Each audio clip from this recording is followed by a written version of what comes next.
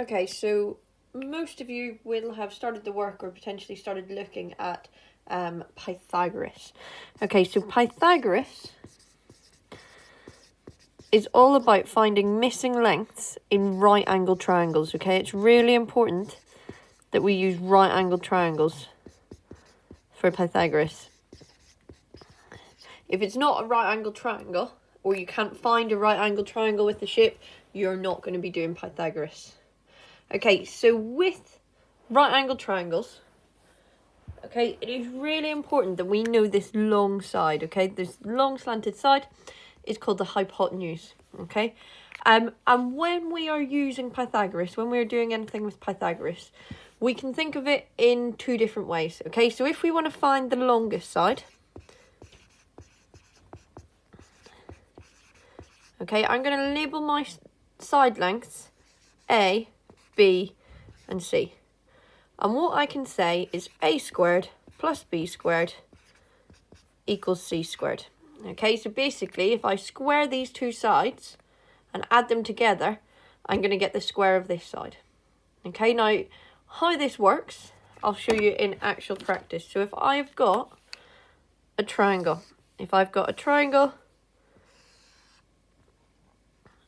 this length is 4 centimetres, this length is 3 centimetres, and it asks me to find x.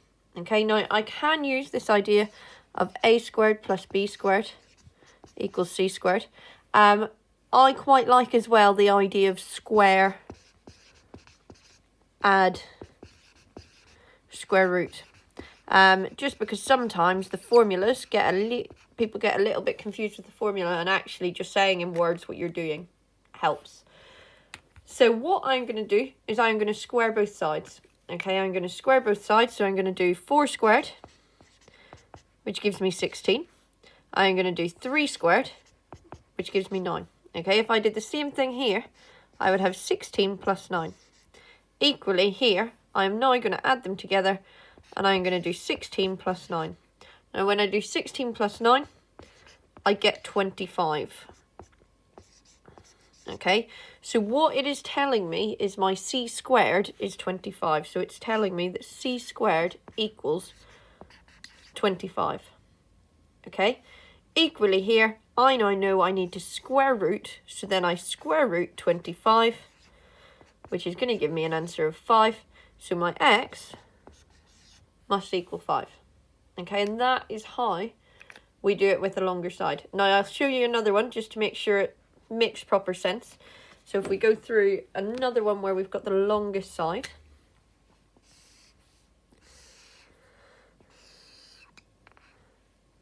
this time we've got 8 centimetres and 6 centimetres, and we need to find x.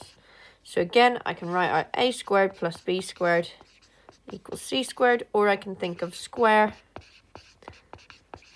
add, square root.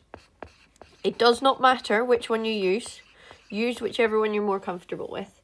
Now, both of these examples I'm doing, you'll see in a minute, these would come up on a non-calculator paper because they're things I know without using a calculator. However, you will get ones that come up on a calculator paper, and that's where you'll have to use your square root button on your calculator. So for this one, I'm going to square both these values. So I'm going to do 6 squared, which gives me 36. I'm going to do 8 squared, which gives me 64. I'm then going to add them together. So 36 plus 64 gives me 100.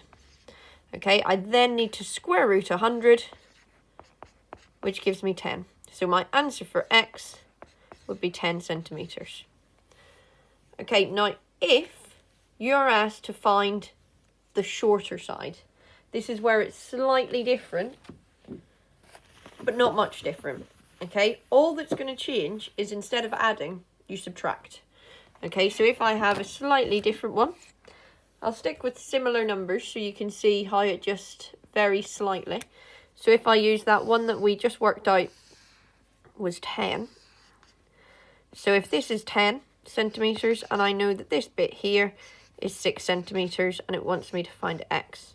Now, if I rearrange the formula, some people like to do that, you might say c squared minus b squared equals a squared. People like to write stuff like that.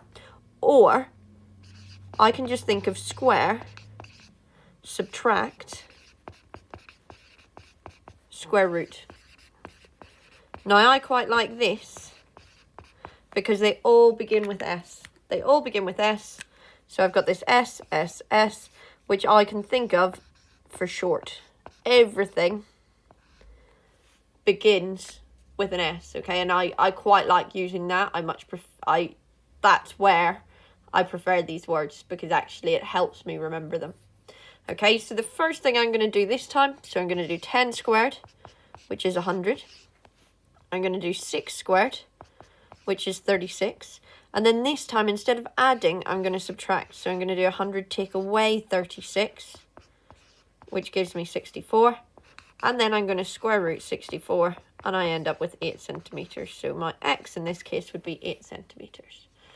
Okay, now hopefully that will at least let you have a go at the start of the task. If you need any other help, or you have any other questions, or want me to do more examples, then please just let me know. I hope you're staying safe and working hard, and hopefully see you all again soon. Bye.